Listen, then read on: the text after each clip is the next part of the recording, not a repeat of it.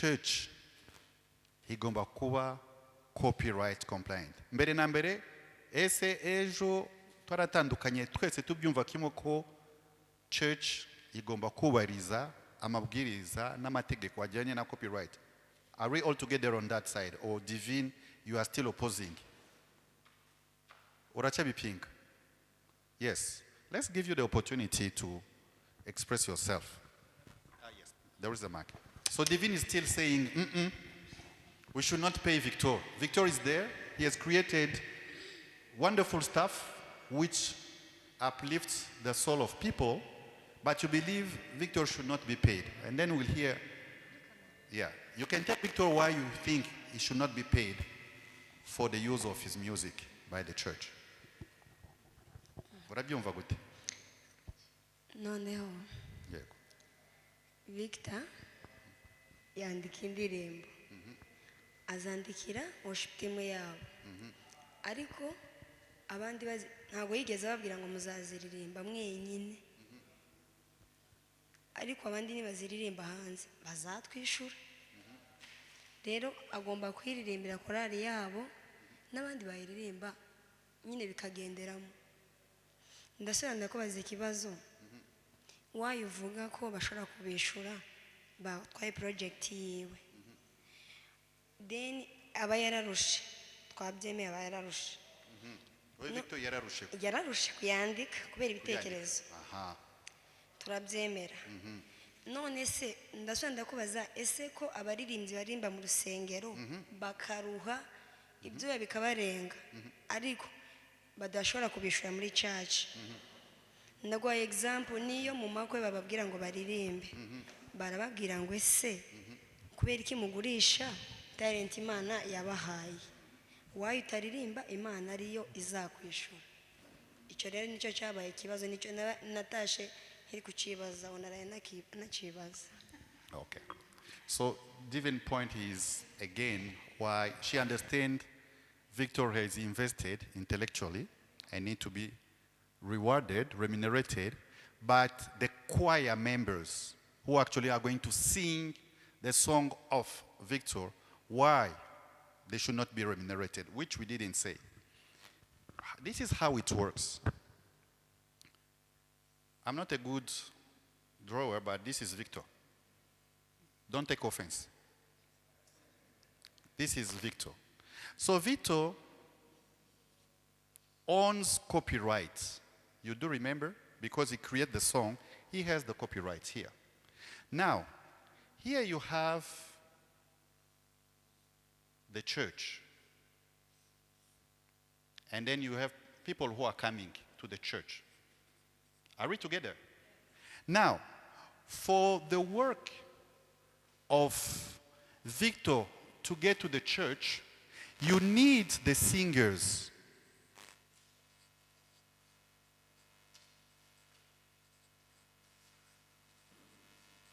Are we together? The singers will help the work of Victor to the audience. Are these also doing a work? Harimo se nabo akazi barimo barakora abangabo kuririmba indirimbo ya Victor. Harimo akazi? Sibyo? Karimo. Okay. So, Victor, when he creates, yagarukira hano. He can create and stop there.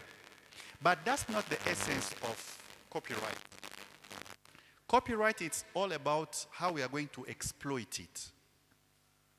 And that's where here you can have the radio. You can have the TV. You can have whatever.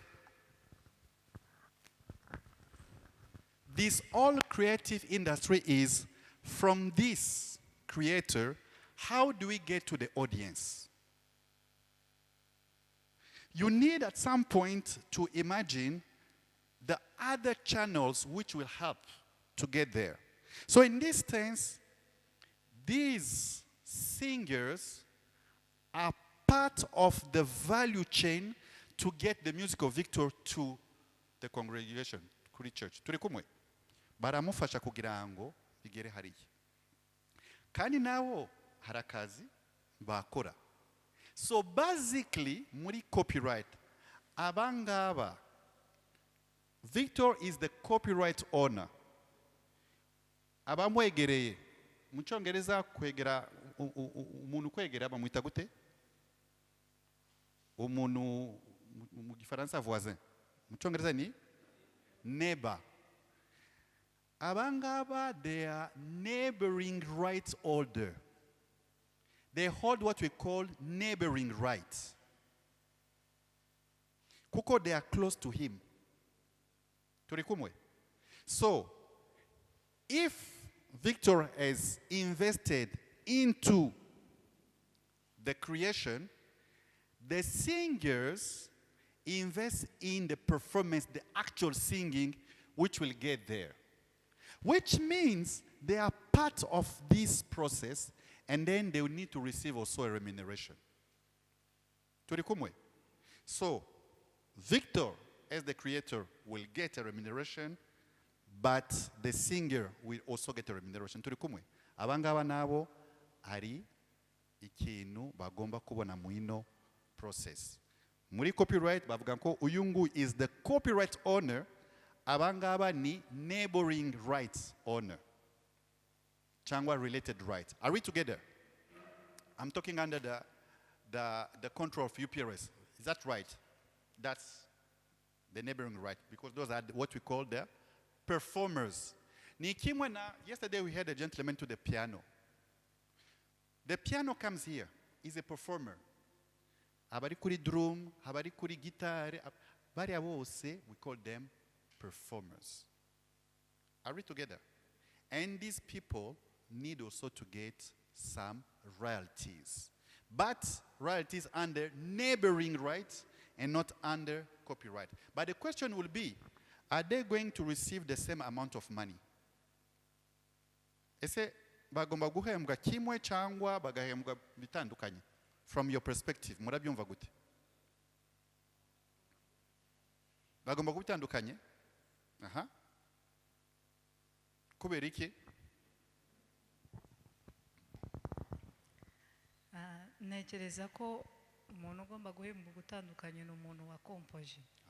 Kompozateur kuko niwe wafashe umwanya wo gukompoza, wo gutekereza ku magambo akayashira ku murongo. Twe cyo dushinzwe n'amajwi wenda kuvuga kuririmba, ariko ibyo yaguze yateguye. Urumva rero ntago twahemba ye yayiya bya bindi ba UPS batubwiye. Iwe niwe wayiye ikintu cyari kimurimo arakituzanira. Urumva rero ntago twahembwa bingana. Very good. So that's basically it. Now it depends. In some countries, and then I will ask our colleagues from UPRS, in some countries they will tell you the author will get 50% and the performer and the producer will get 25%, 25%. If there is a producer here. But if there's no producer, then the performers also will get 50%, but which they will share. But this one will keep the biggest share. In some countries. In some countries also they say, no, we are going to make equal. They will make 23, and 23. 23 from the creator percentage, 23 for the performers, and 23 for a producer if there is one. Is that the practice here? Which one? Is it the 50 or the 33? If the 50. Yeah. And that. So, kuso is ikibazo kyawe, nabangaba naho they will be paid. So the choir, the singers, will also receive royalties. Ariko nago zingana nuyunguyu. Sibyo? Now, let's imagine the song of Victor baraitwara muri studio. Ninjye ujya muri studio. Kujya muri studio kenshi abakeneye umuproducer. The producer is the one who's going to invest money. He's not in the creative. When agwaririmba. Producer ashiramo amafaranga ngo muze kuri repetition, amafaranga transport, akishura studio and so forth and so forth. So he also invests money. And then the music, when it's played on TV, on radio, he's going also to receive royalty as a producer. And that's where he either receive 25% or 33%. Because this act of going in the studio to record is also an investment, but this is a financial investment, not an intellectual investment. Yes, please. A mic over there. I have a question, and I would request you to re-emphasize this point, because when it comes to the production, there is a difference between a producing studio and a producer. Some people, especially when we go to the licensing, even the right holder, tend to confuse the two. So I think you have to slow my light or to re-emphasize the difference. Yeah, that's a good question. It's really to make a distinction in under copyright what we call a producer. A producer is not part of the creative process. Producer only means the resources. Producer we ashiramo gusa amafaranga kugira ngo indirimbo ije muri studio isoke. Uriya niyo mu producer from the sense of copyright. Ariko arundi mu producer uri part of the creative process. Ni wa muntu wicara kuri mwitwa gute muri studio akareba amajwi ni byuma ni instrument how they are coming together. Is producing the arrangement. Uriya muntu ariko urumva ko nawe ashiramo ubwenge is part of the creative process. So you need to distinguish that producer who belongs now to the creative process, and sometimes he will be referred to as a composer in that part or a performer, with the producer who actually puts money into that. Turikumwe? Yes. Is that the point you wanted to make? So that will be very, very good. So, Divine, Obunisaw, are you okay?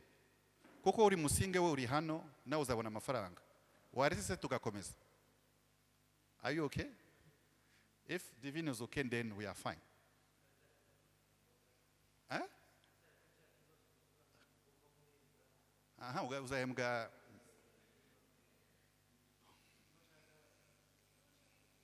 Okay.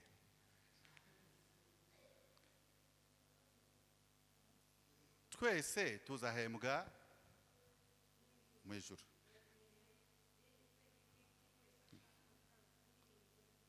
Kandi turacyari muri iyi si. None se akabaho gute? Si abaririmbyi nabo twavuze ko nabo bazabona amafaranga.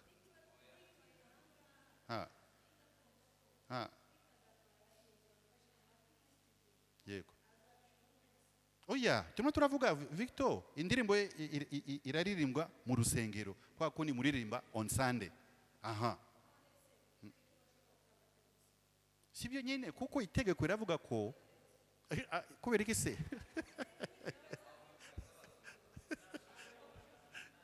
Reka bagwe micro. Okay, ndireka mvuge kuri iki kibazo cyo mu rusengero. Yego yego. Wavuze ko bano mu rusengero batafite uburenganzira bwo kuririmba indirimbo ya Victor badafite uburenganzira buva kuri Victor. Ndaguha urugero ubushize muri church nsengeramo hari indirimbo ya Israel Mbonye twaririmbye muri church. None yifasha pastor wari wicaye ndibuka twarimo turamya. Pastor arabaza iyo ndirimbo ni yande yamfashije nifuje kumenya nyirayo. Tuyimubwiye ndibuka ko twasohotse akazambwira ngo araza kuyisacinga arebe nyirayo kuko yamufashije. Urumva agiye kuyireba kandi uko ayireba niko yongera views kuri wa wundi nyiri indirimbo na time watching ngira ngo urumva ari guhembwa muri ubwo buryo. So mu gihe tuzaririmba indirimbo ya Victor hano urumva tuzaba turi kumwongera. Okay, nuko mwamamariza, reka mbivuge gutyo. Nuko mwamamariza abantu indirimbo nibafasha bazaje kuri YouTube bayisearchinge bayirebe, niko kumwongereza intuzi. Ariko byo nibindi iyo mumwongera ama views bivuga ko areta abona amafaranga. Ego from YouTube. Gute se? Amasaha niyo. Oh yeah. YouTube is not translated into money. Ariko muzi ukuntu YouTube yishura. Do you know how YouTube pay? Urayikoresha. YouTube will pay you 0.000000 whatever. It's little money. And then when he created the song, he was not entitled to YouTube promotion.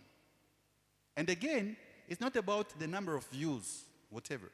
What we say is, I don't want komu mama munyishura mafaranga kuri nuza I've done. Ibyo nakoze.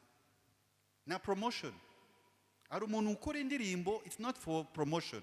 Arakora indirimbo kuko aragira ngo ishimisha abantu, igire ku bantu. Ariko itegeko riravuga ngo iyo mukoresheje igihangano cy'umuntu mugomba kumwishura kuko yashoyemo imbaraga. Tukagarukira hariya nta kindi kintu. Your point izana mu kibazo n'ukubera iki? Iza mu kibazo noneho kuri za radio. Radio irakubwira ngo tujye kwamamaza umuziki wawe.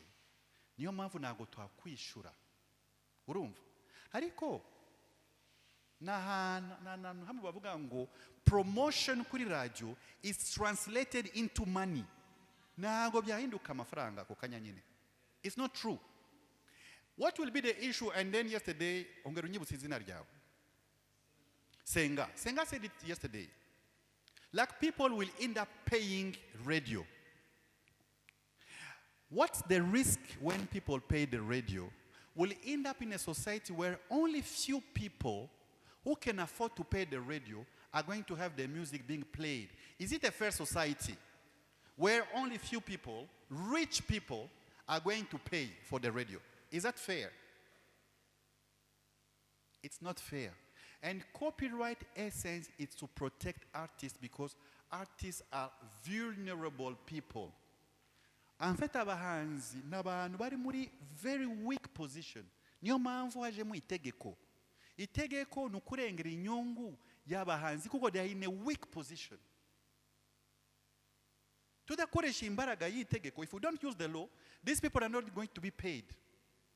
And that's why that promotion does not matter for copyright because it's not an exception. En fait, kubwira umuhanzi ngo tanga indirimbo yawe for free, no kubwira umuntu ngo fata icyuma wenyine witera icyuma. It's a suicide. They are telling you to surrender.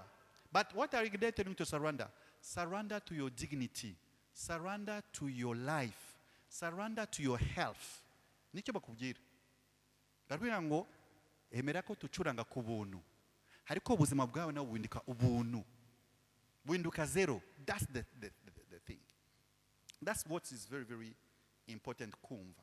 Hariko baravuga ngo emera ko utazarya, emera ko utazishura rent, emera ko utazavura abana, emera ko nuza, ariko twe tugiye gucuranga for free. Noneho indirimbo zica kuri radio z'abantu bapfuye ese barabamamaza? Are you promoting Michael Jackson? Are you promoting those people who died away? No. They're not promoting them. Why? Because radio and TV need content. There's no radio, there's no TV without content. So we need to change our perspective in that regard. No muri church. Ese Victor, uko mubona hariya, nimushaka ko nawe atera imbere. Urumva? So it's very, very important because it's a developmental issue. Hariya, yego. Ndikumva ibibazo byakomeze kuba byinshi kubera ko uri kuvuga umuntu agahita abona. Ndumva rero ku kibazo cy'abaririmbyi cyangwa abaririmbyi bakorera mu rusengero cyangwa se abahanzi tuvuge nka kuri Victor aba yatakaje imbaraga ziwe ari gukompoza indirimbo, ndumva kudatera imbere kwacu bituruka ku bapasiteri, kubera ko indirimbo zacu ntago twaje kuzipiburiya hanze nk'abari abahanzi bandi basanzwe bakora ibivuru bakabona amafaranga.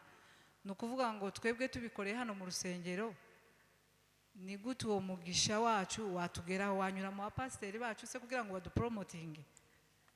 Ni iki badufasha? Ndumva ari bo bodufasha, kubera ko natwe abaririmbyi cyangwa se abahanzi ntago habe na Bibiliya ijambo ry'Imana ryabajije Mose ngo niko ufite mu ntoki, icyo umuntu afite nicyo kimugora kimuteza imbere.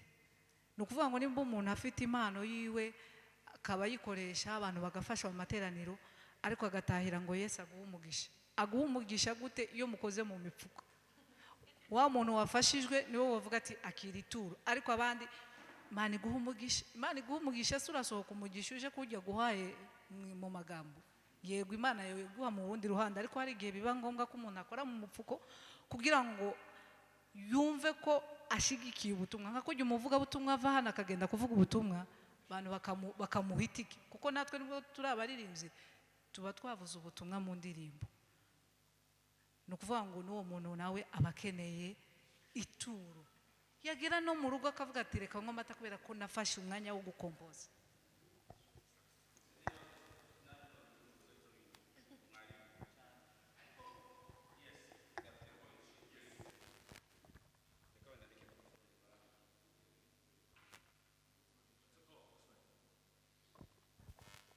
Ndumva dushobora kuba dutangiye kuvanga nosiyo, kuvanga nosiyo, mutangiye gutandukira. Kubera ko kandi kurengera ntabwo bivuze ngo umuntu ari afite bad faith ngira ngo umuntu ashobora kurengera iyo atumvisha ibintu neza. Ibintu turimo ni ukwiga amategeko y'abahanzi. Copyright, umuhanzi afite amategeko amurengera, ariko tuganisha mu iterambere rye. Niyo mpamvu bano bantu ba UPRS baje kugira ngo nka institution iri hano idufasha kwandika n'indirimbo zacu no gutera imbere. Ariko rero ibyo ntimubihuze na structure y'itorero.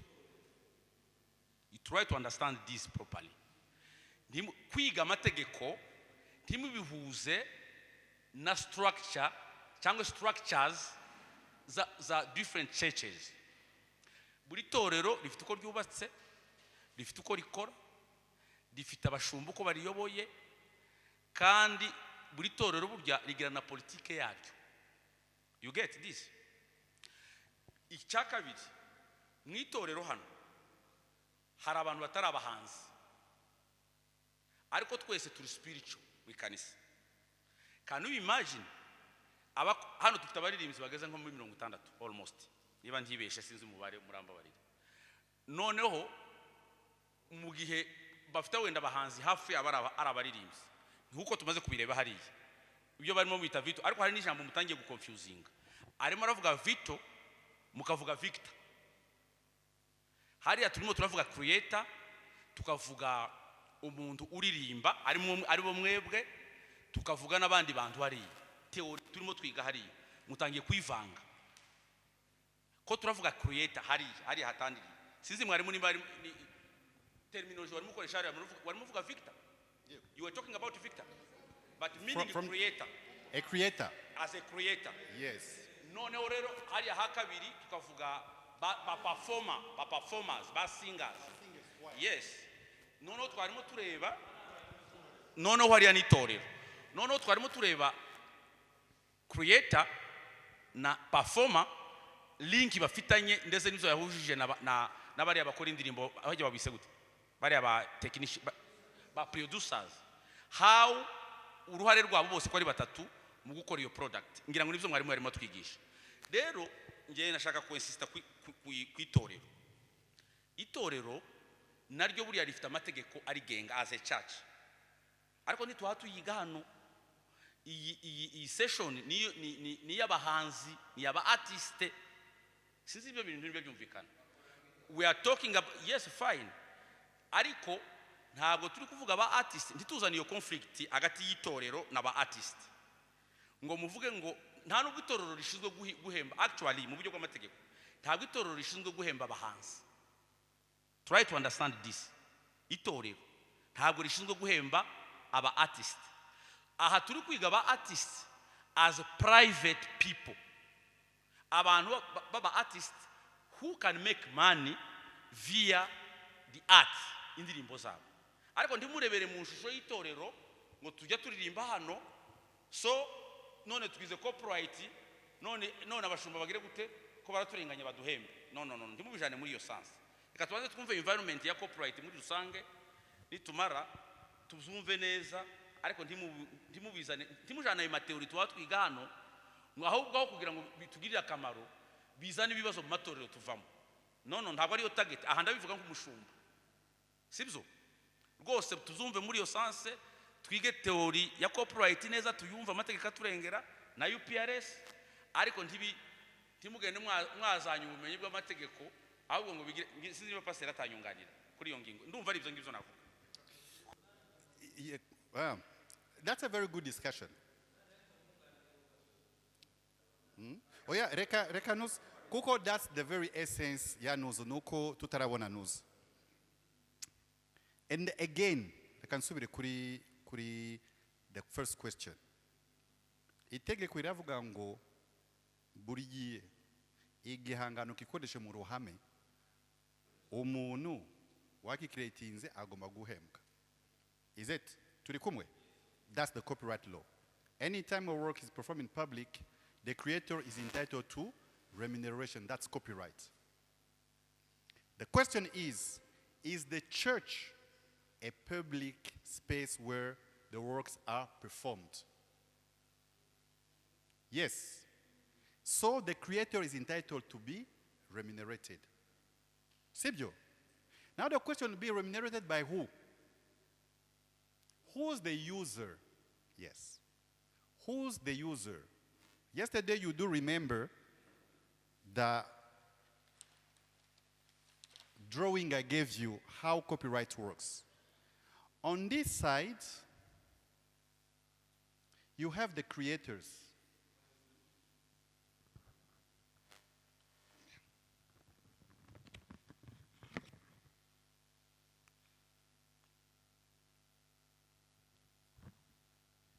So on this side, you have the creators. Here you have Victor. It's very important to have an actual example. Victor Hari Muramuzi Moese, that's why I'm using it. So Victor is here, right? And here we have the user.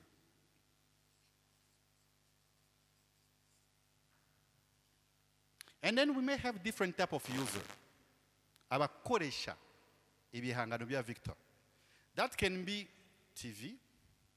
That can be radio. That can be streaming platforms. Streaming platforms are YouTube, Facebook, and so forth. Streaming. That can be wedding. That can be festival.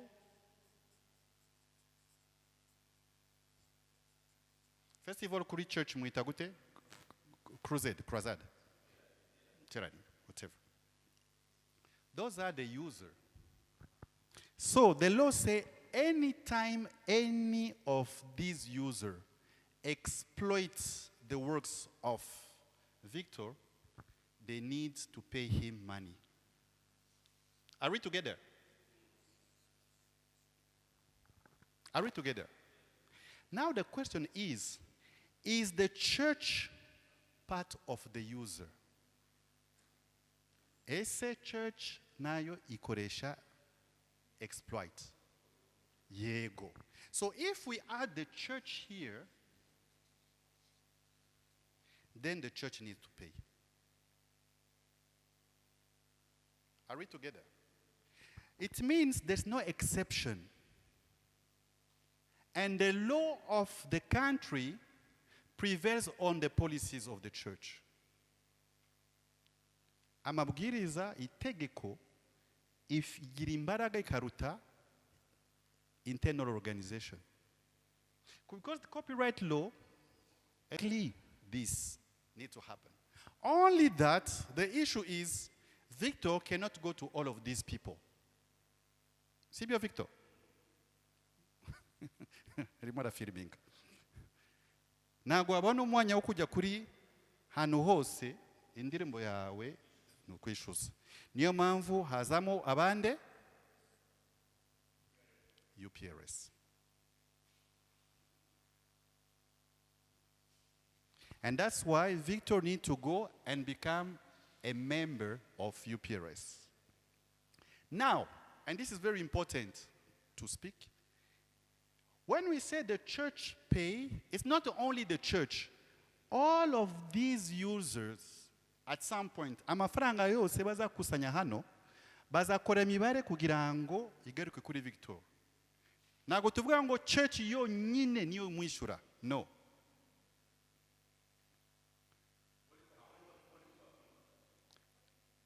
No, but the point is, church nayo igomba kwishyura.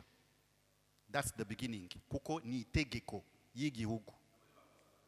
Nabo ni ba user barakoresha muri news. So they need to pay. Ariko ntabwo ari amafaranga gusa. Kuko amafaranga bishyura ntabwo ari menshi cyane. Kuko principle of copyright nuko abakoresha ni benshi cyane. Ku buryo amafaranga yose tuzafata niyo noneho will be divided among those creators. Kuko aba Victor nabo ni benshi cyane. Only that the church will report how many times indirimbo ya Victoria yarakoreshejwe. That will be the basis for the calculation for the distribution to happen here. Chibjo, turi kumwe? You had a question? Yeah.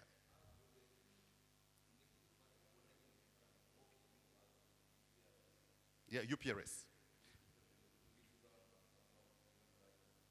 UPRS, yes. UPRS is going to engage na bano bantu kugira ngo mukoresha murimo murakoresha ibihangano bitari byanyu, you need to pay. That is what we call to license. A license mu gifaransa ni autorisation, uburenganzira. Kugira ngo tubaye uburenganzira bwo gukoresha ibihangano bya Victor, ari amafaranga mugomba kwishyura. That's how it works. So UPRS will go to the users to tell them, under Uganda copyright law, you need to pay. What does it mean? And that's why we are here. After this, next year, UPRS will sit down now with the church and say, look, your main mission is not music. Church iratandukanye na nightclub. Nightclub, the very essence is music and beers and whatever. Ariko church has a spiritual mission. Music is only coming to enhance. It's not the fundamental. You can still remove music from church. Sibyo? Music wa ivanamo muri church. It's possible. Na gwagera kuri the same level of spirituality, but still, you can have it. But if you remove music from the nightclub, there's no more nightclub. So it means what? If here we have a nightclub, the nightclub tariff will be higher than the tariff of the church. Because the value of music in the nightclub is not the same as the value of the music in the church. So the church will have a tariff which is soft. And the nightclub, the tariff is going to be higher. That's how it works. But all of them will contribute to pay these people. And that's the beauty of collective management. Even when the user is a soft one, but the more people exploit at some point, when they are going to bring the money in one place, they will make calculation and this one is going to get money. Even amafaranga ava muri net club we azayabona. Victor, ni cyaha kubona amafaranga ava muri net club? It won't be ni cyaha. Aha, na wari cyaha. Huh? Ntabwo yabimenye. Yego. So that's the point. Give him the microphone. So you got the point. That's the job of UPRS. UPRS job is to go across Uganda to ask all the users to start paying and to pay, and that's what they do. I still have a question on that. Yeah, please. Uvuze ko mu collecting amafaranga kuva hano. Kuva kuri abo users. Our users, yes. Then like they can go example kuri church. Kuri church. Cyangwa wedding. Yes. Muzamenya gute ko bakoresheje indirimbo ya Victor? They need to report. Who? The user. By the law, when you use a music, you need to keep a report, what we call a playlist. They report themselves. They need to report. It's by the law. Yeah, you need to have. It doesn't happen. Sometimes it's very difficult, but by the law, when the officers of UPRS comes, you need to be in a position to say this is what we've played, basically. Yes. But sometimes when it doesn't happen, then you rely on radio. Kuko kuri radio, it's easy. They keep it. The playlist kuri radio, ashobora no kugira ngo yo bacuranze ashize 2 years because it's digital and it remains there. But I'll come back to that after his submission. Against that background, now I would love to pose a question to the author or the creator from the church. Why would you think collection from all other places should be paid to you, then you exempt the church? You get my question? Go on. That is the question. It is a simple question. Go on so that you can translate. Can you translate this question?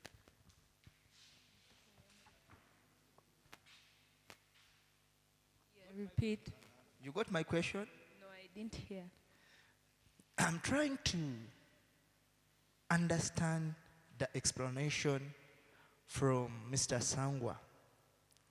Karashaka kumva explanation ya Mr. ubusobanuro bwa Mr. Sam. Now, the question is, Ikibazo kiri why kubera iki would a creator umwanditsi yawuhimba from church w'urusengero be paid agomba kwishurwa from all corrections in different users except from the church? agomba kwishurwa ku bantu batandukanye all clubs examples ariko mu rusengero iho ntibamwishure. You get my point? Yes.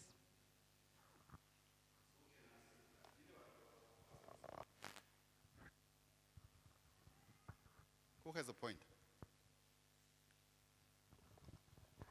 Reka njewe ntange igitekerezo. Yego. Buriya twebwe mu rusengero kuko niyo point yaravuzeho, twebwe tugendera ku cyo ijambo ry'Imana ritubwira. Kuko mu rusengero Bibiliya itubwira yuko Imana itanga impano uko ishaka, ikazihereza abantu batandukanye. Bamwe bagira abashumba, abandi bagira abaririmbyi, abandi bagira abanyamasengesho, abandi ibagira abahanuzi. Twebwe mu rusengero tugendera kuri Bibiliya.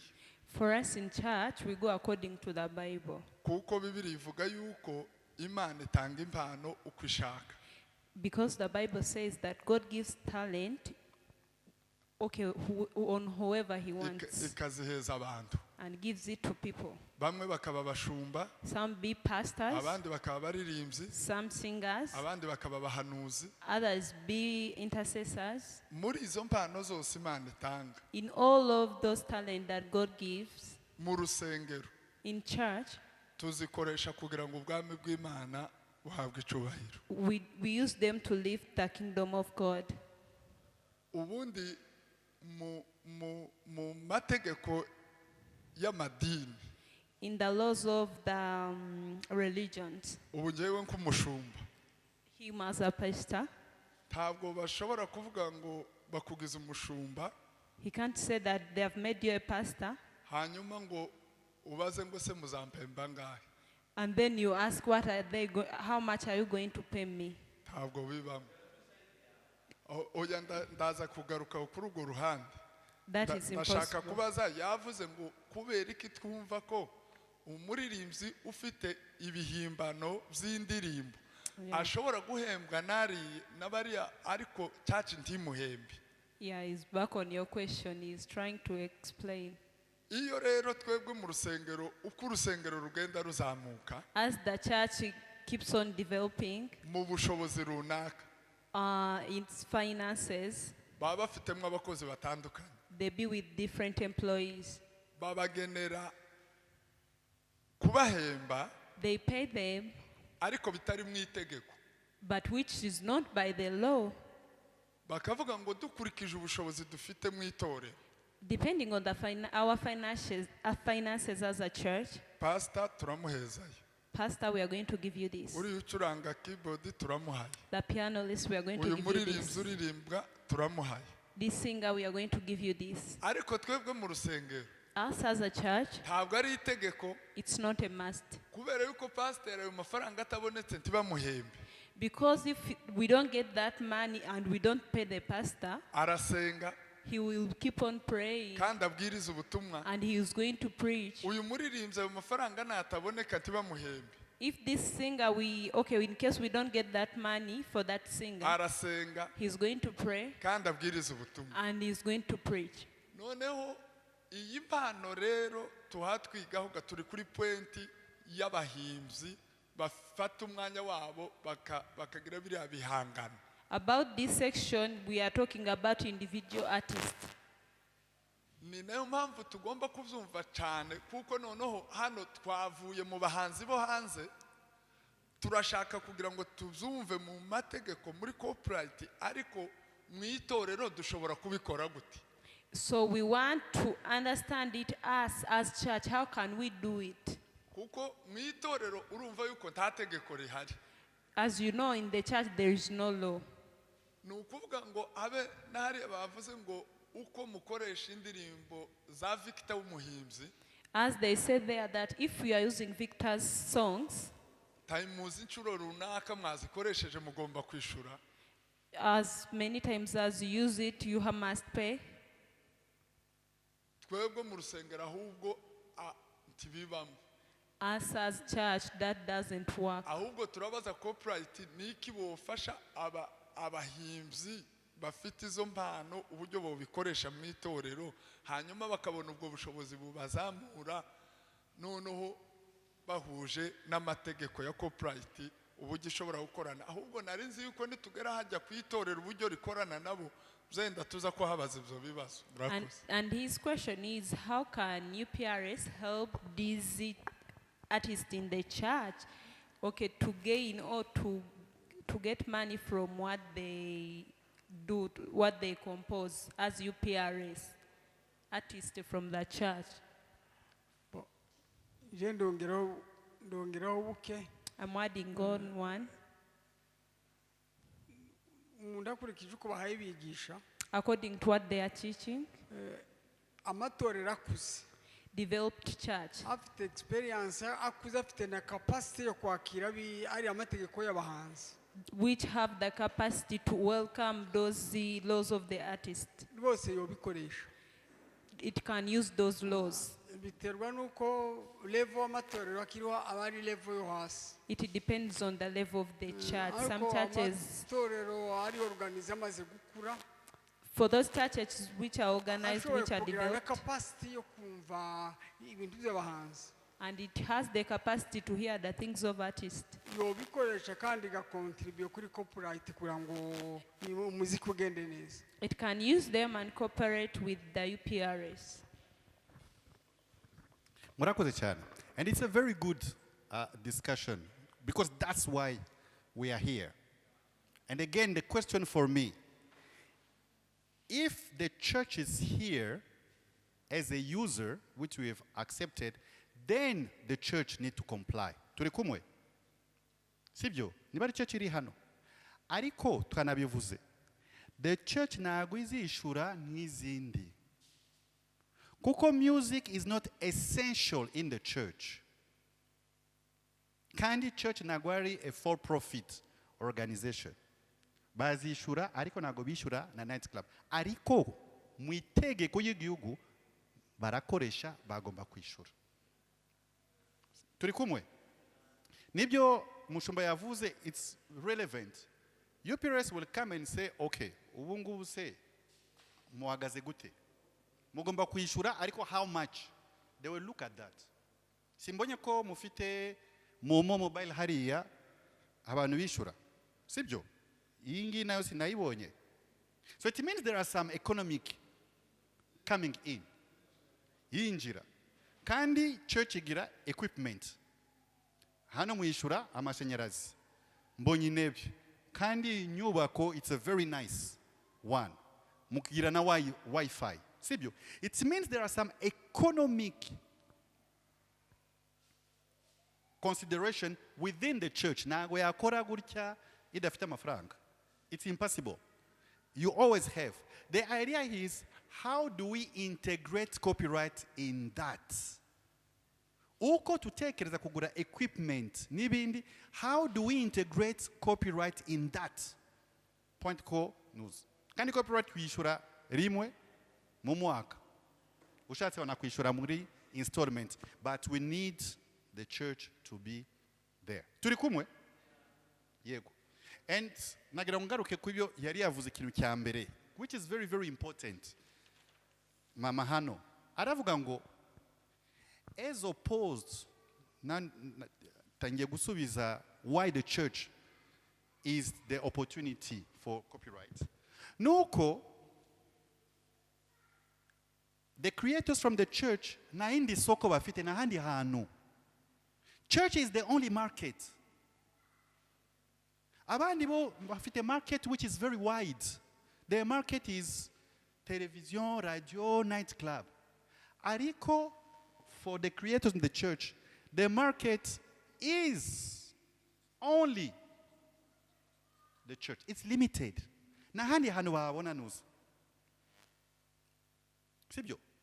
Ejo, we were discussing with the reverend. Aravuga ngo, what happens is, when you have talented people in the church, bakaburi soko, but they are talented, umuntu windi business itari mu Imana azamubwira ngo ngwino nguwe amafaranga uve muri ya church.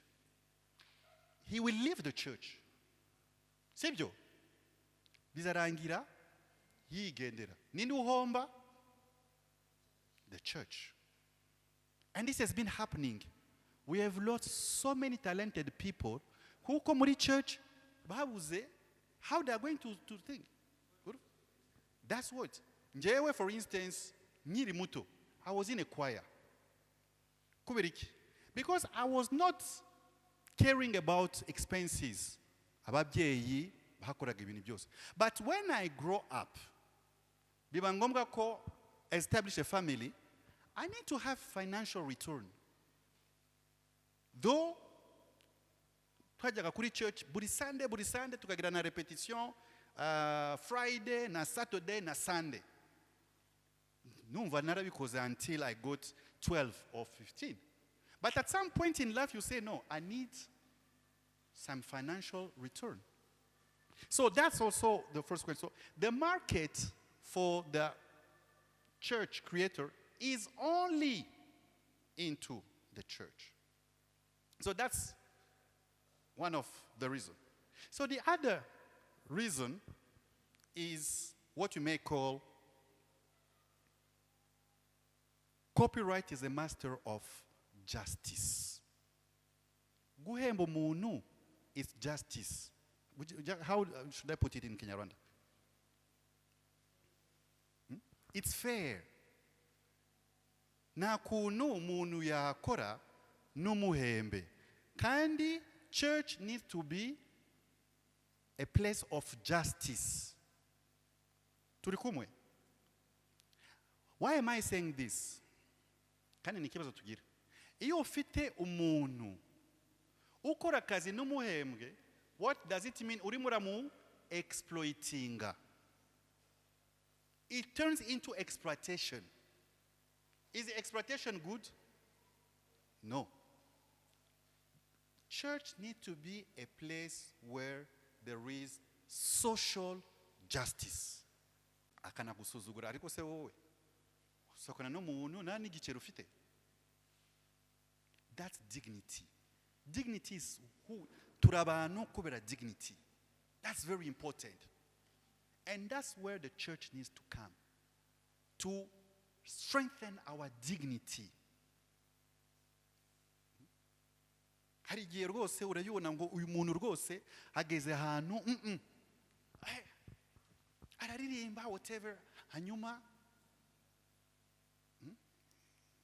ngo Imana oh yeah, dignity is something very important. It's key, and it needs to start with the church, and that's the very message of God. Turi kumwe?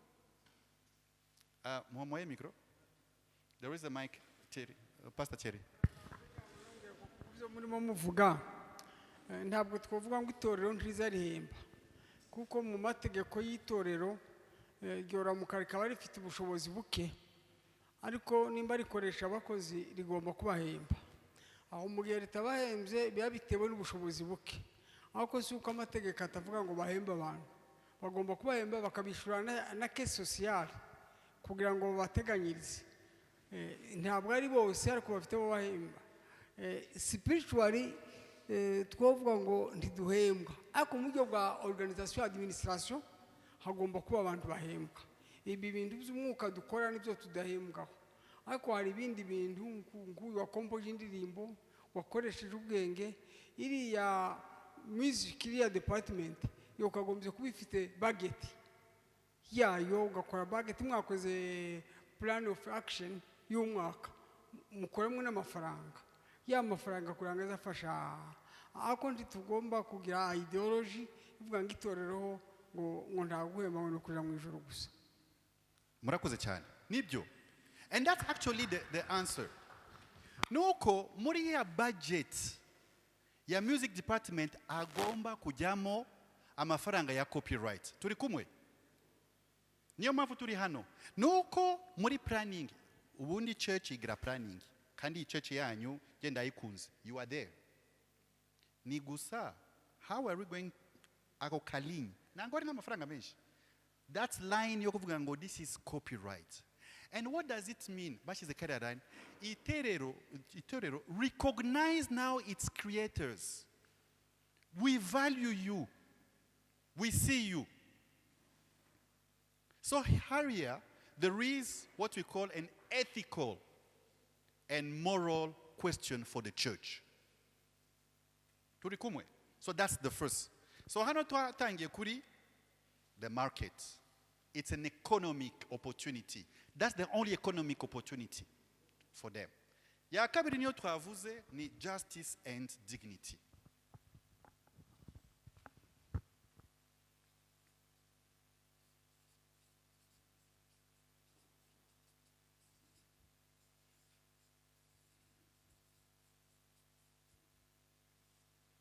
Justice and dignity. And that's the very message of the church. Turi kumwe?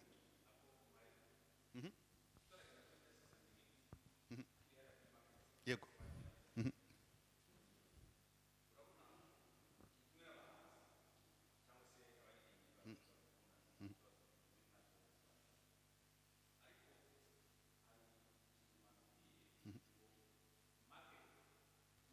y'abantu, excuse me, market y'abaririmbyi cyangwa se y'aba artist bari mu churches ni churches n'ubundi niyo market yawe. Yes, nibyo. Ariko nkibaza ikindi kintu, bafite market, ndatekereza ko bafite n'indi market itari churches, bashaka gukora concerts, bashaka gukora n'ibindi byabinjiza amafaranga hanze y'itorero bakoreramo, kuko bose bafite amatorero yabo.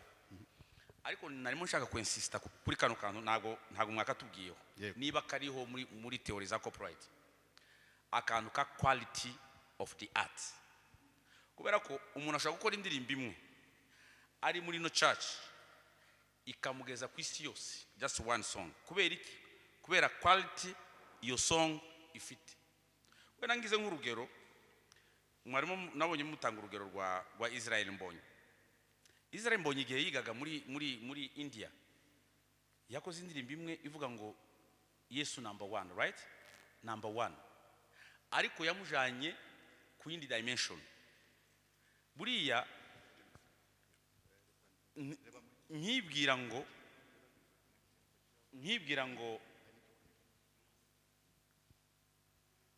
okay, it's okay, it's fine now, okay. Nkibwira ngo wenda iki kirareba ba artist bazinge n'amatara, muzinge amatara. Nkibwira ko ba qualité y'indirimbo aba artist bacu bakora ifite akamaro kanini, ahubwo kugira ngo uje ku isoko niba nabita isoko y'iki, isoko ya service utanga iyo ndirimbo yawe. Kuko ushobora kuririmba indirimbo 20 ukaguma waziririmba mu cyace, waziririmba muri concert, waziririmba hehe, ukabona ntibifata. Dufite n'abaririmbyi benshi bamaze iminsi myinshi mu buririmbyi, haba secular no mu gospel, ariko imiziki yabo itaragira gute, itarafata namba. Kubera iki? Kandi bafite indirimbo nyinshi ariko tutazi. Ariko umuntu yazana karirimbo kamwe gakoze ukuntu, abantu bose Nairobi bakabaza ngo uyu ninde, Bujumbura ikabaza ngo uyu ninde, Kinshasa ikabaza ngo uyu ninde, who is this guy? Nkavuga ngo rero nk'abahanzi, they need to insist on the quality kugira ngo bahangane n'isoko. Quality nje numva ahubwo ari ikintu cy'ingenzi bakwiriye kwitaho. Very good. Niko tekereza. It's a very good point. Pastor Thierry said. And how are we going to link it with today's subject? Success of an artwork depends on two things. First of all, on your talent, what you craft it. Ibyo ushiramu. But the other aspect is what? Ikindi kya kabiri kugira ngo indirimbo isoke ifite son nziza, ifite arrangement nziza, ifite quality niki. Niki kindi kya kabiri. Message yo iri muri content. Ariko uyinjire muri studio of good quality studio. Uzana abantu ba recording ibintu biri kuri on top kugira ngo kaga sound urumva ko kakandi ngo marakasi, urumva marakasi, umuntu akayumva ukumva rwose umuziki. Byo bisaba iki? Niki se? Ni production kuvuga iki? Na mafaranga. That's it. And that's why it becomes important related to copyright. Because copyright gives you the financial resources to reinvest in creation and in quality creation. Turi kumwe? Aha.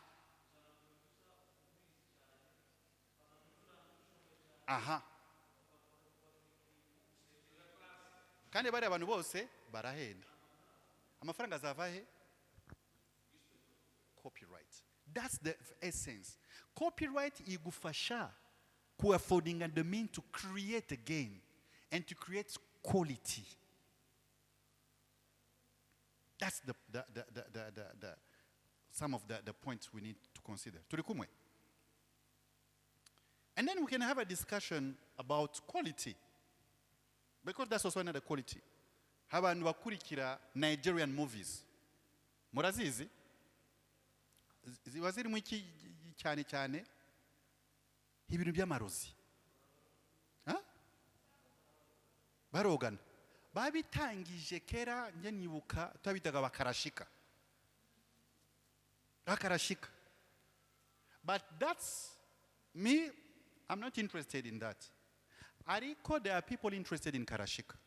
So what is not good quality for me can be good quality for somebody else. Hejo hari umuntu wavugaga yatanze example ya uriya waririmbye ngo dore imbogo ndore imbogo. What is the quality there? But you don't know what makes people like something. You know? Waririmbye Jerusalema. At the very beginning, it was a song. But because we were under the COVID, people were locked at home, and somebody created a dance on Jerusalema, it became a global hit. So you don't know what makes something become a hit or not. Some people will take time, but it doesn't go with your thing. So as I was saying, we are exploring the reason why church can gain. Actually here, I will not talk about why the church needs to be compliant. But what will church gain to be compliant? What could be the value addition for the church to be compliant? It's visible? It's a bit dark, but you can read? Yeah, so we just need to enlarge the slides.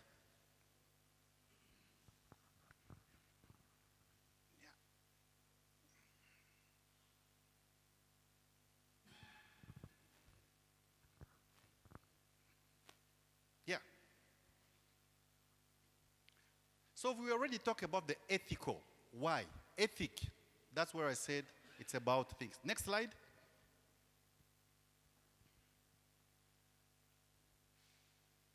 Respect for copyright is a matter of justice and dignity.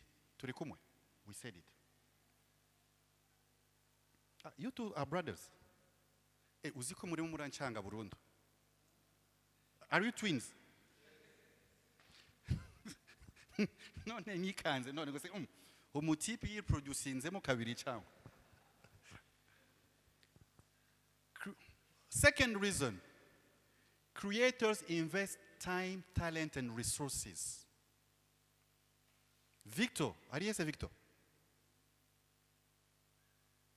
Yes, so I really wanted to ask him how long it takes for him to create a song. Is it in 2 seconds, 1 night, 1 week? And resources to create a song. Non-remuneration undermines human's dignity. Who can explain us what it means? Non-remuneration undermines human dignity. What does it mean? Who get that point? Igihe utishura umuntu waba wamuhambuye icyubahiro, waba wamuhambuye agaciro. I think I'm trying. Waba wamusuzuguye. Kandi church can't be the place of that. Non-remuneration undermines human dignity. The church must align its practices with its moral teachings. It's the teachings of the church itself.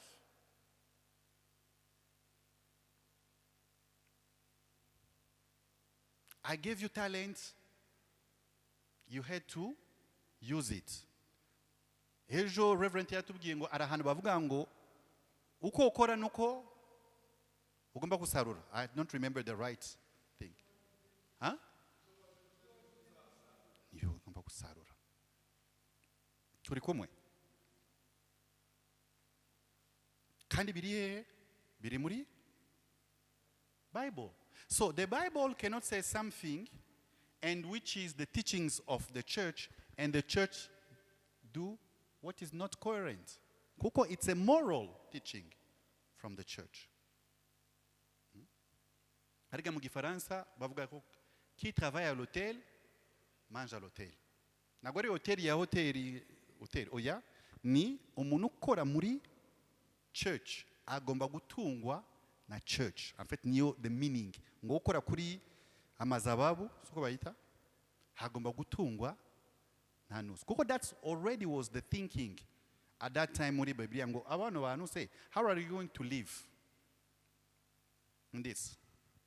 So respect for IP reinforce moral authority, and that's where we need to go. Now the church can tell you muzaze kuri rehearsal saa kenda mugomba kuhagera saa kenda. Kubera iki? Kuko itorero rikagira none yiriya moral authority. Ntabwo abwira umuntu udafite transport ngo ugomba kuhagera saa kenda kandi ndagushaka.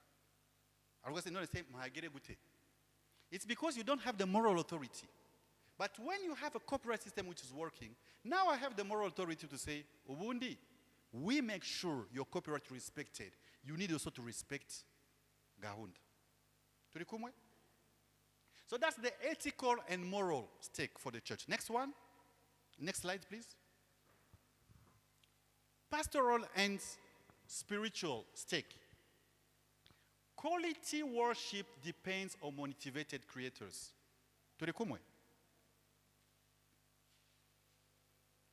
Hagati y'abantu babiri, umwe yaje hafite akantu mu mufuka yariye, n'undi huza ushonje, ninde uzaririmba na courage? Uhazi. Ijwi irasohoka agasimbuka. Tibyo. Turi kumwe? When you are motivated, then you are invested into that. Isn't it? Victor, sivyo? Nitura kumva ariko? Bazagwe mikro. So when you are you are motivated, and that's copyright. Copyright is a motivation. Kevin, how do you call it?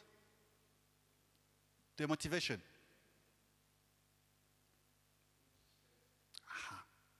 Incentivize. Kuko ziko, I create, I'm going to get something. You'll create more. You'll become much more. And now you are becoming much more interested to create for the church. Because it's a very mechanical thing. The more you create, the more you are going to get.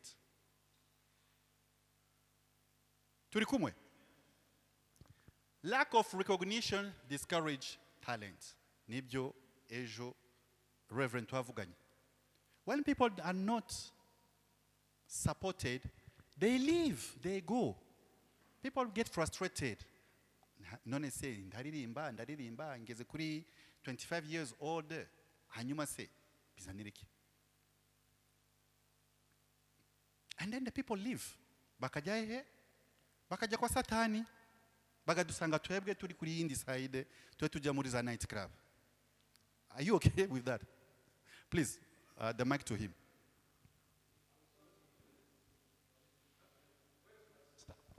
You are going to interpret. I'm kind of now, this is challenging. Romans 13:6. Proverb. Romans 13:6. So our Roma. For this cause, 13:6 and 7. For this cause, pay ye tribute also, for they are God ministers, attending continually upon this very thing.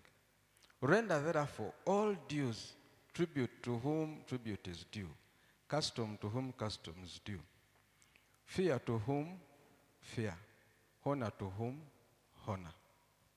Now this challenges me, because when we are in church, we always talk about justice. But we want this justice to be applying to the people that are outside of the church. dushaka uburenganzira kugera no ku bantu bo hanze. Kati, when we are in church, Iyo turi mu rusengero, this one is not about us. ibi ntibiri kuri twe. So isn't this spiritual also? Isn't this one spiritual also? Ibi byose iby'umwuka, This one, these verses. izo verses bavuye gusoma zo mu Baroma.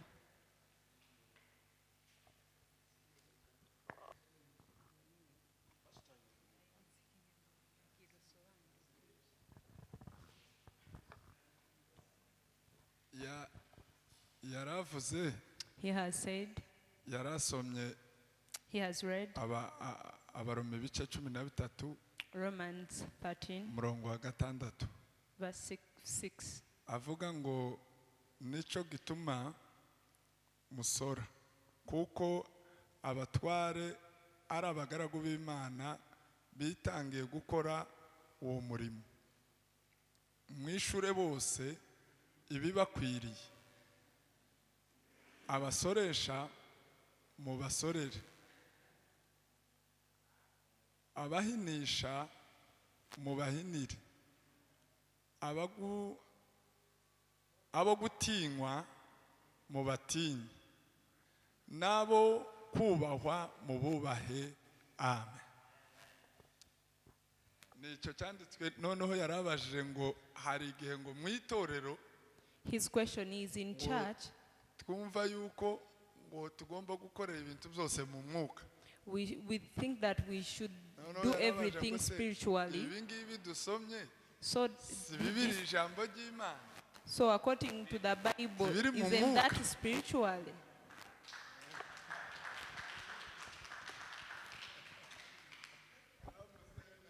ndagira ngo ibingi ibasomye tugomba gusoma Bibiliya tugasoma muri context ya Bibiliya.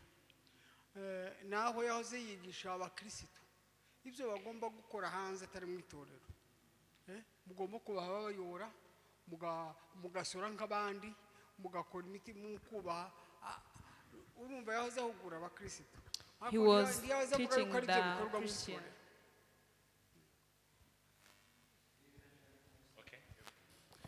Is it understood? So the partnership between UPRS and Jacob's Fountain is working very well. Koko, they've even found in the church, in the Bible itself, copyright is key. Very, very important. And it's structured IP. IP is intellectual property, which is copyright. Supports sustainable liturgical creation.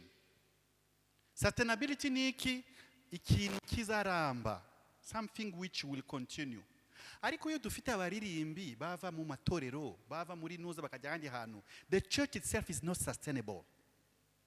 Korari ihora iri unstable. Kuko people live. So you can't, it's not sustainable. Especially leaders, they will go. Nk'uyu mukobwa mbonye hano ijwi rye, if you don't keep her, she will go. Uriya Victor, if you don't keep, they will go. If even they don't go kuri ibintu by'isi, another church will bazamufata. Copyright, motivation. Pastors are not part of the copyright, so that's another discussion. However, please listen to me. No, listen to me. No, don't worry. I have an answer. Anything written is protected by copyright. What pastors actually write on a Sunday, which is out of the Bible, it's a copyrighted work. This is something which we can discuss. It's reproduced, it's protected under what's called reprography or literary works. Yeah. So that's also happened. The pastor also may be entitled to copyright. So sustainability depends on the motivation of the church. Derabaye abaririmbi barigaragambya ngo uyu munsi ntago turirimba. What do we do? abantu bakaza ngo uyu munsi ntago baje kube bigaragambye, and the church is no more sustainable. You will not achieve your mission. Koko, we are all humans. Tukene kurya, tukene kubaho, tukene. So that's so sustainability encourages innovation in evangelization and education. And here I want to insist, and that is one of the idea which I would like to submit to you. Innovation. Izi ndirimbo se zigarukira gusa muri church. How can we innovate? Kuko it's still think. How can we innovate? Murabyumva gute? Which type of project we can support and then we can engage with UPRS? Ese hano mukora ama concert? Aha. Ese mukora ama festival? Cyane. Mwigeze mukora competition ya ma choirs zose za Kampala? No, don't talk about amafaranga, but the idea. Why? Because the more you perform, the more copyright. Mubyumve nga business. If you organize a festival, that will generate copyright. That's the idea behind. Yego. Yes. Innovation mu baririmbyi ntayihaba kuko ni ugukora amateme arubwo turirimba teme zo kuja mu ijuru. Sometimes we sing hymns to go to heaven. Ariko dufite ikibazo cy'inzara. We have a problem of hunger, problem of wars. Aba baririmbyi, these singers bogakoze amateme y'indirimbo who make these themes arimo message which have message. Hakaba baririmbye indirimbo gusa biririmbira bakuyeho bashaka. And they sing song where bitajanye n'igihe turimo. Hagomba kuba innovation kuko nivuga butumwa. Murakoze cyane. So you need to innovate to make sure your message is expanded. Turebe bundi buryo. What will attract people? What will make people think? And that's it. Mu byukuri njewe as a Catholic kujya mu rusengero, I find it very boring. Uricara ngo twakire Maria yego kandi narabibayemo imyaka. There's nothing. Kandi njewe kwa kundi padiri araza ngo uyu munsi tuzasoma tak narabyumvise mwese ukarara shobora no kubivuga nje gutya nusu mu mutwe. I'm not more interested. There's no innovation. There's nothing. Nagira ngo binsange ese indirimbo izangeraho kuri WhatsApp for instance. Kuki nanjya mbona challenges, mwese muzi challenges kuri TikTok. Why don't we have challenges of gospels, of dance? Because that's still spiritual. But on the other side, a challenge of gospel music on TikTok will generate copyright and royalties. Turikumwe. Because we'll still create, we innovate, but that will be collected. This can be transformed into something. I want to see the songs of this church on Spotify. I want to see the song of Victor on Spotify. Because people go on Spotify and say, this is Victor, but Victor belongs to Jacob's Fountain. And then they are going to check Jacob's Fountain. What is Jacob's Fountain? Do you have a website? Do you have a Facebook? You are still doing your spiritual mission. That's innovation. Because how does it happen? I will listen to a song and then I'll go on Shazam. But I don't know where it's coming from. Shazam mwese muraizi. I'll go on Shazam and say, this is Victor. Victor from Jacob's Fountain. Now I'm interested to go to Jacob's Fountain. And if on the website, on the Facebook, there are some reverend, video, now it makes sense. Now the mission of the church is accomplished. That's innovation, which we want. And church need to be innovative. We need to transition to that. Now, kundi kunu, a church which is not innovative will collapse. Niyo mpamvu bakatolike, abantu benshi bavuye muri bakatolike, it didn't innovate. Babyumvise bacherewe, now they're innovating, but it took them time. We need to innovate. Strengthen the church spiritual mission. Nabivuze. That's the mission. When you have good music, quality music, abantu bakajya mu mwuka. And what is funny is kujya mu mwuka is the same no muri night club. Sibyo? Uko uri muri night club waje uricara bagashiramo ya ndirimbo ukunda. Ukavuga ngo munzanire inzoga indirimbo rwose. Wari ryo kunywa koka ukumva indirimbo ngo njye mume whisky. Wagiye mu mwuka. So music has the same effect in the nightclub and in the church. It touches ikukura ahantu. That's the power of music. Ari ahantu igera ukumva ko it touches you. Hariko 5K njya kuyamara. Mu gitondo ngo wowe bite, how did you end up spending all your money? Acha, nabyozi wowe. It's the same in the church. You get more spirituality, that's why you commit to say, I want to change. There's something in my life. That's the church. And the church's structure is constructed that way. Sinzi, I don't know how you do it, but urebye muri abakatolike bashiramo ikinuita louange, worship. Bashira a very strategic point. After that, people now commit. That is. Next slide. The church is a highly visible institution. People look at the church, for example. The church is a leading. Hano dutuye barebera ibintu byose biba muri church bakavuga ngo this is what people need to be. It's a very visible. Kandi church has influence. Ku bantu benshi.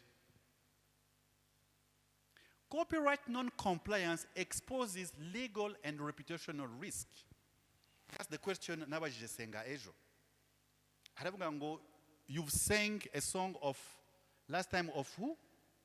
Somebody from not from here. Umuririmbi wo hanze. You said somebody Mavericks, I can't remember. Aha.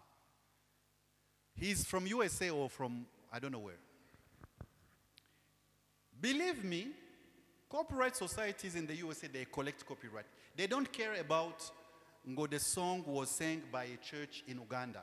When they will see a song of one of their members, because he's a member of one of the society, they will come after the church and say, you are infringing on the right of one of our members, and you need to pay. And this is happening a lot. Because copyright, they only follow exploitation. Babishira hariya ikaba very nuza ikaja kuri Facebook. Now they see and who played the music of Mavericks without authorization of Mavericks? They can take you to court. They can sue you. They don't care about, no, it was a church in Uganda, this is spiritual. It's copyright infringement. You need to pay. And church cannot afford. And that can be very costly. They can take lawyers. And that becomes very, Clear IP policies strengthen governance. Once we understand that, indirimbo ni akanaka, these are the performers, these are the rights, whatever, it becomes now easy into the church. Who's the leader of the choir? Who's the creator? Who are the singers? Who calls for rehearsal? It's organized. It promotes transparency and accountability. And I want this one, position the church as an exemplary institution. And that's what we want for your churches. How are we going to position Jacques Fontaine, Maranatha and Victory as exemplary institution? How? And that for me will be the key. I want next time, but we will come with people to say, you see this Jacques Foundation is a unique church in Uganda. It's a unique church in East Africa. We want other churches to come and learn from you. Or your choir to go in other places to say, anytime we come here, we are making money from copyright. And that becomes an asset. branding, image. Very, very important. So we want your different churches to position. Already, the brothers from UPRS said you are going to invite them, right? To what?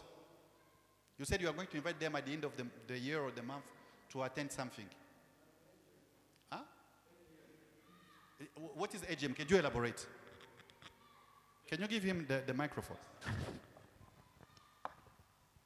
Okay, the AGM, these collections that we make, when we collect money from all the people that are using music, iyo collecting faranga ku bantu bakoresha music, we become accountable to the owners, to the rightful owners. ba nyirazo. So AGM means we call all our members. ATM bivuze ngo duhamagara ba members bacu bose To give accountability. gutanga raporo ya report, But we recognize ariko tuza those users that are compliant, that are exceptional. tuza tureba cyane abakoresha bino bintu byacu bakoparate. So it is always online that many people are attending it or are seeing it or are viewing it. So it is online. Biba biri online. So it gives you a platform. Biguha umwanya. Actually, it gives you exposure. Ukamenyekana. Exposure. Yeah. So that's where we need. And then I'll explain it later on. But that's where we want this church to be. And this will be translated in more people coming to the church. More young people coming to the church. More people interested to the church. If we say we are positioning the church. And for me, that's a project. We need to think how copyright compliance is going to be translated in value addition.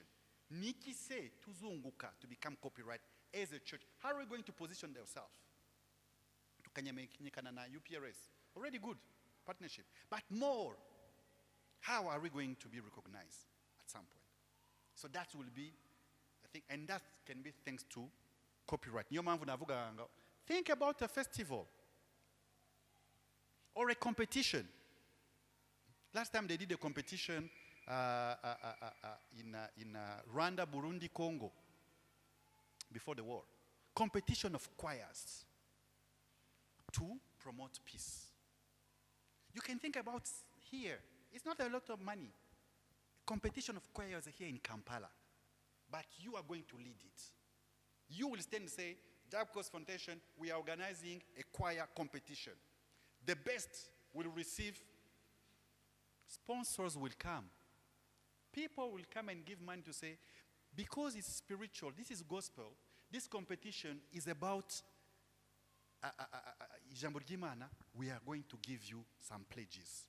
We'll contribute to the success. That's what I was saying. It's the idea, it's not the money. But you are coming from the copyright perspective.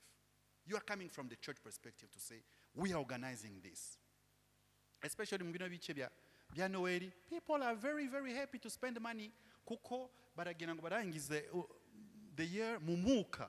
So if you create something like that, yeah, but that becomes your positioning of the church. Next. Creative works have economic value, turabivuze. Victor invests talent and time. Victor, bekutwara igihe kingana iki to craft a song?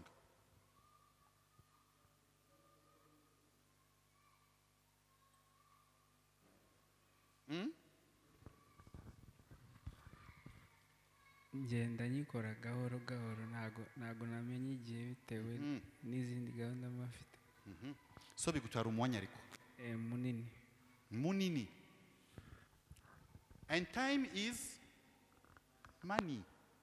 Time is money. Aricara, instead of going ashake noza, uburyo azabaho aratekereza. That time has money, monetary value. It has monetary value, and this needs to be recognized at some point. Proper IP management enables fair remuneration.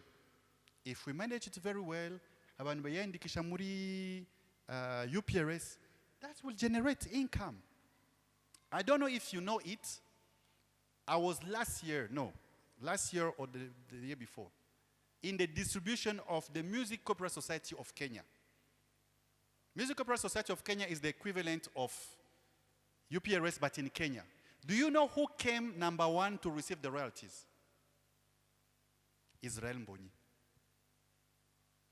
From the Copyright Society. Actually, is a member of the Music Copyright Society of Kenya.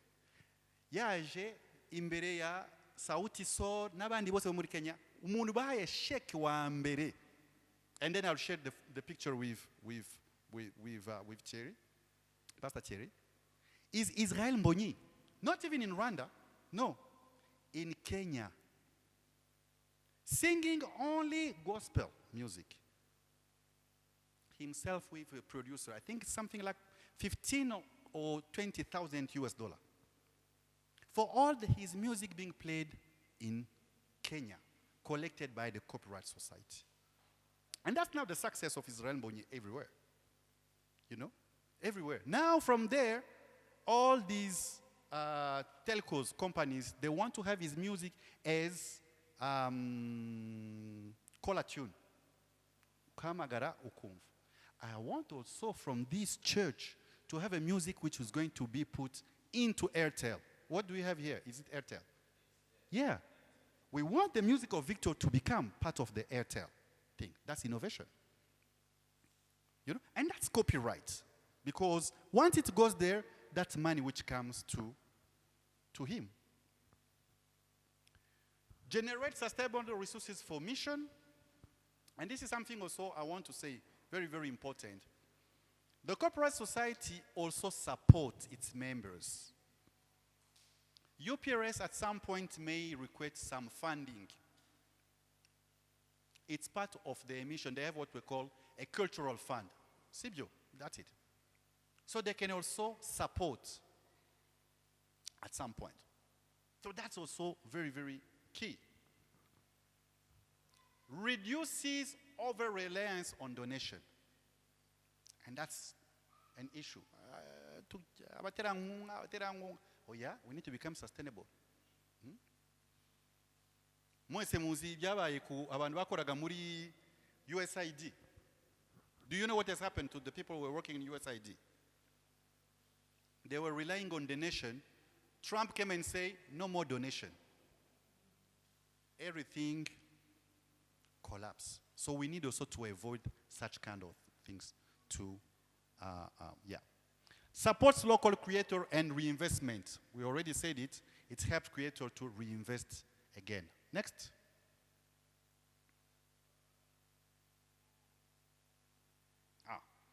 We have already said all, but I'm going to speak about this one.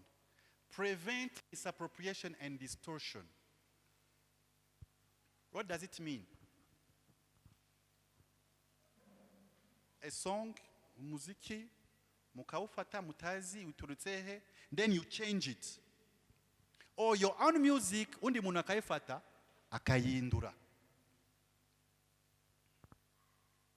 There was a song, a famous song, it was in Swahili. It was a religious song.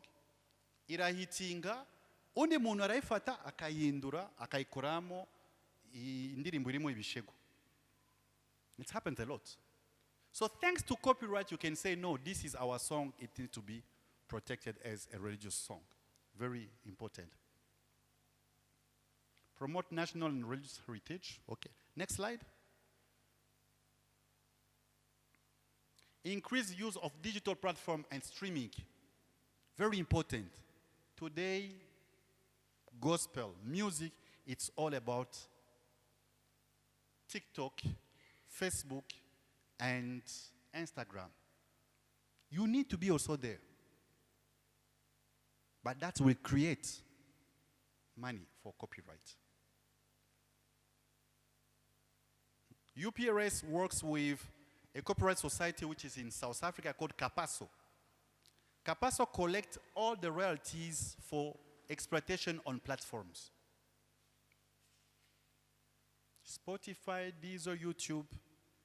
On behalf of UPRS, Capasso will collect the royalties and send to you, to the members. IP awareness enables safe digital evangelization, we think. Facilitate global visibility.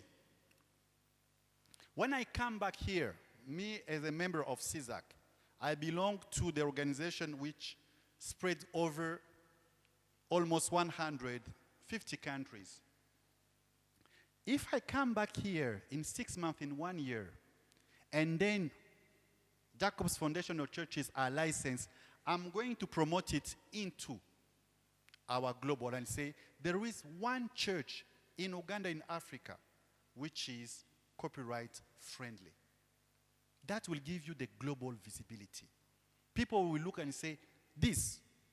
Already when I'm going to finish this, I'll put this on LinkedIn. People will say, a church invested in copyright. That's why I was taking a bit of video. They'll say this is unique because it's a beautiful story which will touch people. A church which is engaged to transform the lives of its creators, of its members. It's a unique story. It's a beautiful story. And it needs to have that global visibility at some point. Prepare the church for the future. The church of the future needs to be copyright friendly. There's no way we are going to escape. The church of the future needs to become sustainable and copyright friendly. The church can no more afford to be out of the law. Koko, that used to be the issue. Gokora tutari muri itegeko. The church needs to be within the law and the future. Next.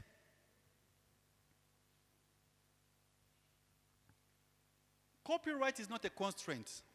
And for me, that's the message. Nagoro mutwaro. Nimutekereze ngo amafaranga. Look at it as an opportunity as a church. It's a strategic tool for justice, sustainability, and mission. The church can become a model of IP compliance and leadership. And believe me, the moment you are going to start this, other churches will come and ask, what has happened with you? Other churches are going to be challenged. There is a church, Jacob's Fountain, Maranatha, whatever, somewhere. Other churches will come. And I know even the Catholic Church will be shaken and say, how come the born-again church at copyright compliance, we are not compliant? It will move things. And you are making history. You are changing the landscape here in Uganda. Are we okay?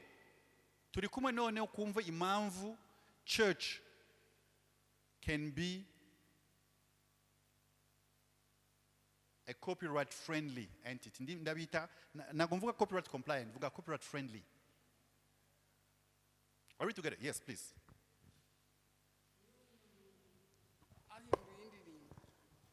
Abaririmbyi bagenda bafata indirimbo z'abandi batabibemereye bakaziririmba bamwe bakazita izabo. Amategeko niko ateganya mu buryo bw'abartiste. Niyo misappropriation. Ni infringement nuko noneho umuntu aba afite uburenganzira bwo gutwara uriya muntu ku rukiko. Cyo ni cyambere. Cya kabiri, niba ari amafaranga wabonye ko wafashe indirimbo undi muntu ukavuga ko ni yawe, ayo mafaranga agomba kwishura nyiri indirimbo. Kandi iyo ndirimbo uramutse washyize kuri YouTube, copyright societies abwira YouTube, take it down. Muyivaneho, biri mu itegeko, bayita take down. Nuko bibiteganije. Kuko waba wafashe property y'umuntu, igihangano cy'umuntu ukagikoresha nk'icyawe. Nabyo biri mu itegeko. Sinzi aba bakora indirimbo, bandika indirimbo, nimba bandika hako. Iyo wandika igitabo hariya muri copyright turavuga ngo iki gitabo ntawemereye kugikopura, kucyandikisha, kuko urabyandika ukabishyiraho. mu ndirimbo sinzi nawe nimba babyandika bakavuga ati iyi ndirimbo ntawe ufite uruhusha rwo kuyiririmba rwo kuyikoresha kandi atari we wayikompoza. niyo copyright ni kimwe n'icya gitabo kuko ni igihangano cy'umuntu keretse mbigwaye uburenganzira you can't use it ntabwo wayibyaza umusaruro ntabwo wayikoresha keretse tumvikanye. That's the business. So I'm going to finish with some few elements hanyuma we can discuss about 2-3 things.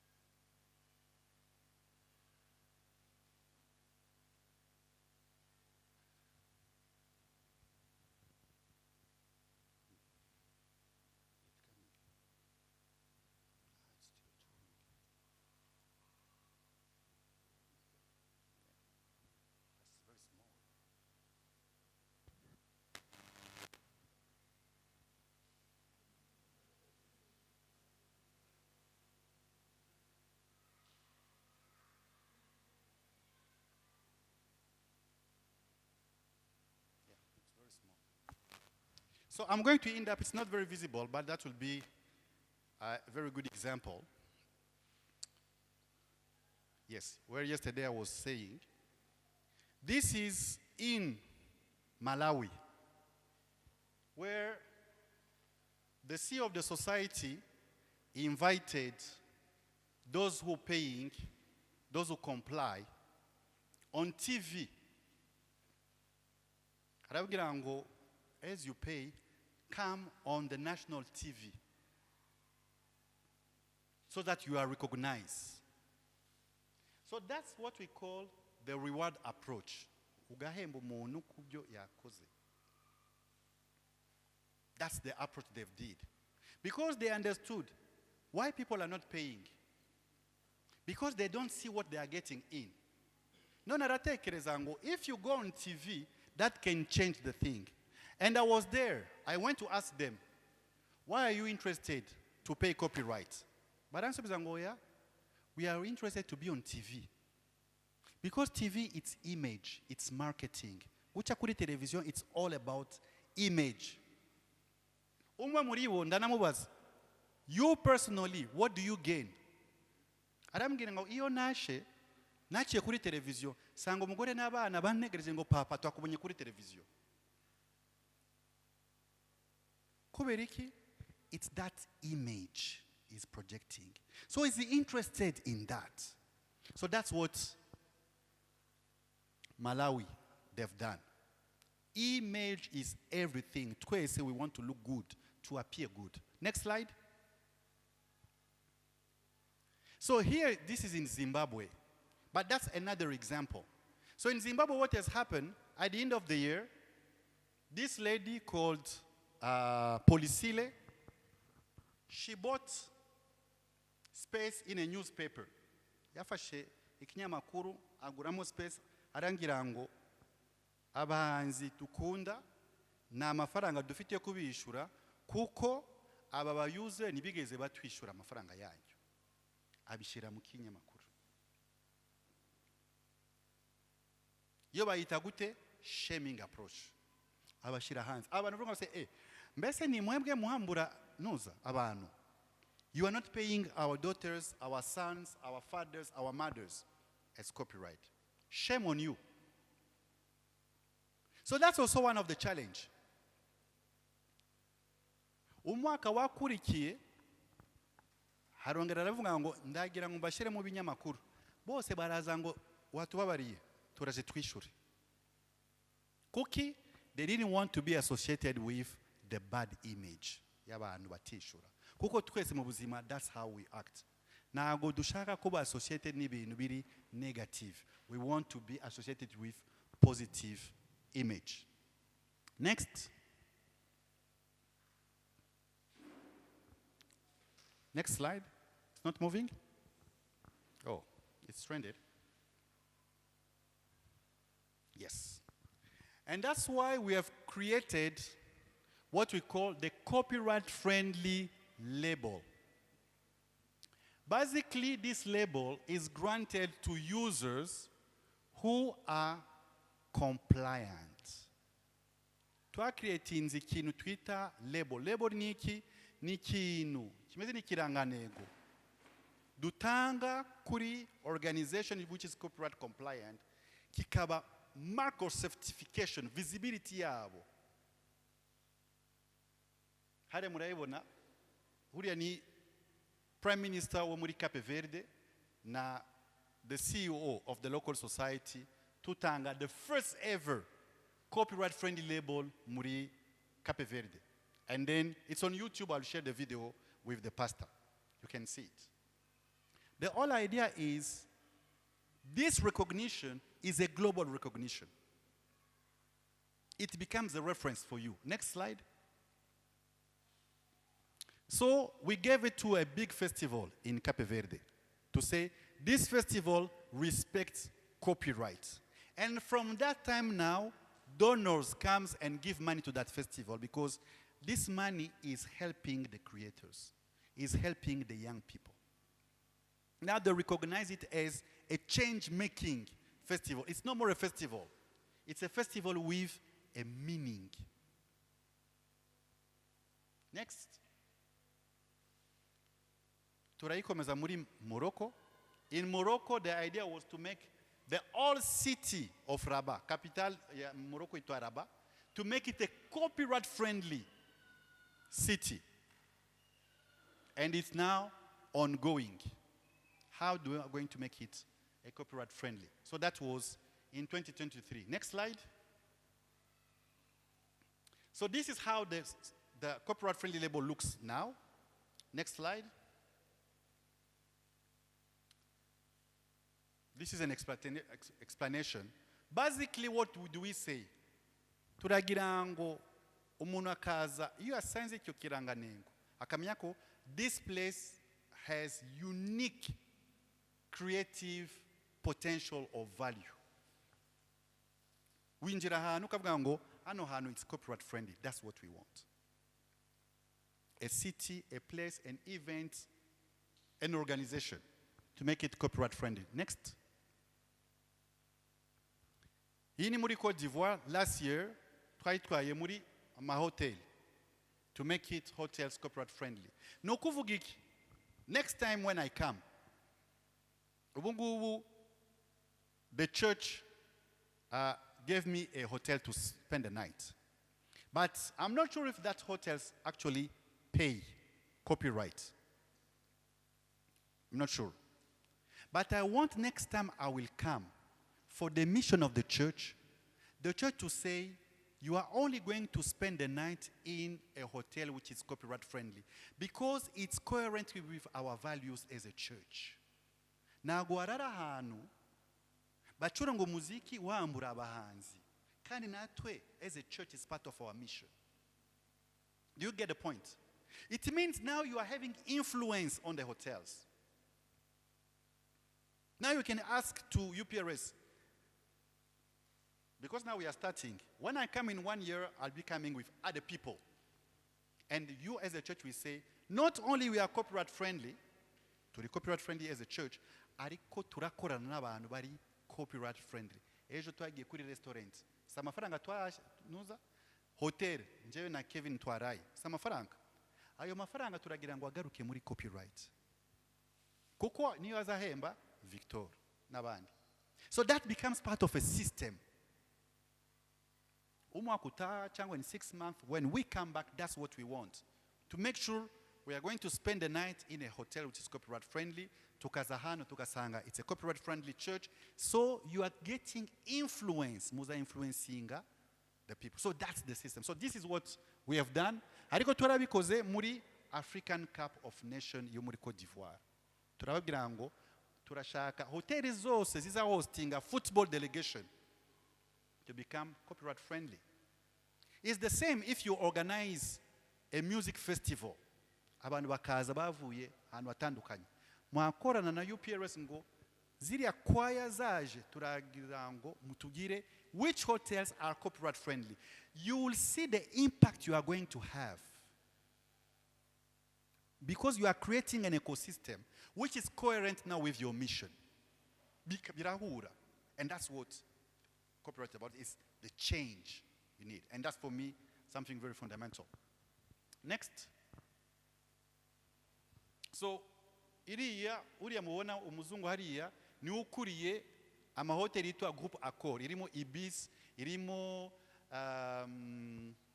Move and Peak, irimo Sofitel. Baravuga ngo njye nagira ngo abantu iyo baje ikintu bagomba gusanga kuri reception. Is it. Next.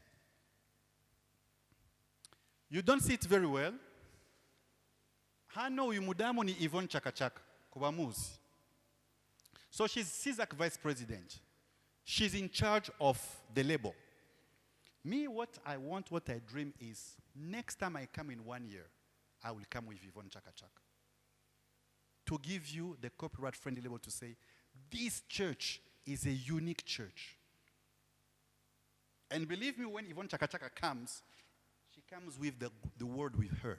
She comes with all what it means. And that changed the whole thing. Here she's with JJ Okocha, for those who know JJ Okocha, the football player. Because in Côte d'Ivoire, for the African Cup of Nations, they've paid $500,000 for the music used into the stadium. Next. This is last year in Kigali. That's the mayor of Kigali. Actually, we started together now. Now it was Samuel Nganje. Uyungu is state minister of culture.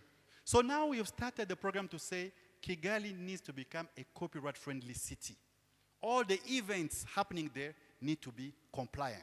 So we have started things last year to be removed. How are we going to get there to make Kigali a copyright-friendly city? And you can see the power of copyright is it attracts these people.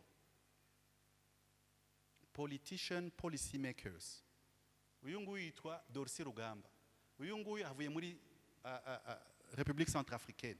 Habaye Paris. It attracts people. Copyright attracts people when it's done very well. And I think that was my last slide. Is there any other slide? Next. Yeah. So it's a story. And that's where I'm going to end. After 2 days of this workshop, what we want is a story of change, starting with Jacob's Foundation Mission, UPRS, Maranatha, Victory, and other churches. The change we want to see happening.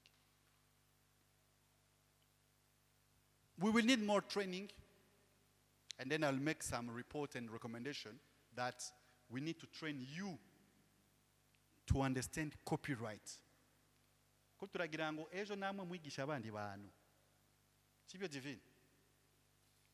It will come. Nukugira ngo nawe ube expert. Ejo you are also going to teach other choirs. So these are some of the propositions I would like to give to you as projects before I leave or before we conclude.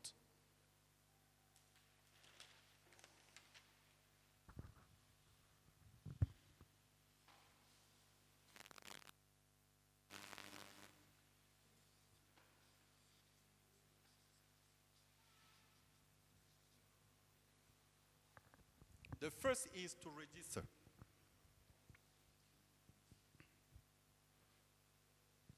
Yabaririmbyi, Habanuza, our brothers from UPRS will tell you how to register your work. It's online. It's easy. We want you to register your works with UPRS. Because that's the beginning. Without that, this can't work. So, you register the works, and you register the creators and the others. And then I'll be there to support. For me, that will be something very important. And then we can say, Tabikoranga ryari, how long it can take. From December up to tubishere muri tukagarukira muri February. Can it work? It can work. Yeah. Feb. Somebody is writing who will be responsible of this. So that will be the Nuzayambir. So what happens, and then they will explain you, once you register, you are going to have numbers, IP number, codes. Muzagira bose baziyandikisha, indirimbo zagira code yayo, na nuza abaririmbyi bakagira IP. IP ni code yao, ni ikintu kiranga. That will denote. And then ikaja in the global platform of CISAC. That will be very good. Huh? IP is interested parties involved. Donc indirimbo reka tuvuge indirimbo ya Victor. Once it's going to register, the system will generate a number. Ikavuga ngo, the creator in this song is Victor. But let's now think like Victor created it, ariko akazamo na Divine bafatanyije. Divine azagira IP ye, his own code, na Victor na akagira IP ye. Nukuvuga iki? Iyi ndirimbo icuranze ahantu, CMOs zizareba ngo who are the author. Code leta ibereka ngo ni Victor na Divine. Amafaranga yose ngo agomba kujya kuri bari abantu babiri. That's the IP number. It's a ni number. Ni ndangamuntu, udabona indangamuntu igira amanumero. Yeah. Kwa kundi indangamuntu igira amanumero ni kuri ni code. It's an identification number. So this is what is going to happen here. You have all the creators and the performers with those. And the songs are going to have what we call ISWC. ISWC, this is the code for musical works. Buri ndirimbo izagira code yayo. Nokuvuga iki? Ahantu hose izacurangwa ku isi, Copyright Society will detect this. Kavuga ngo indirimbo ivuye ni indirimbo yitwa tak tak tak, iri link to Victor na Divine, baka collecting amafaranga bakayoreza kuri UPS ikabishura. Turi kumwe? So this is what we need to do that. So that's first project. Second project is licensing.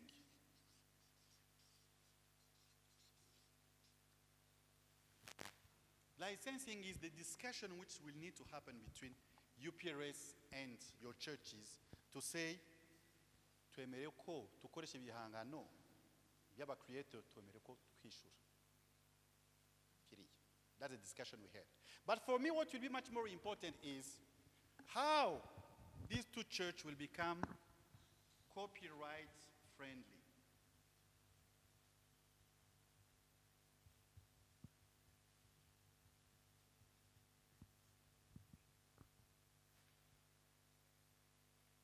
And if we get here, we on behalf of CISAC will organize a big event for you to recognize you. We'll bring our creators, we'll bring our people.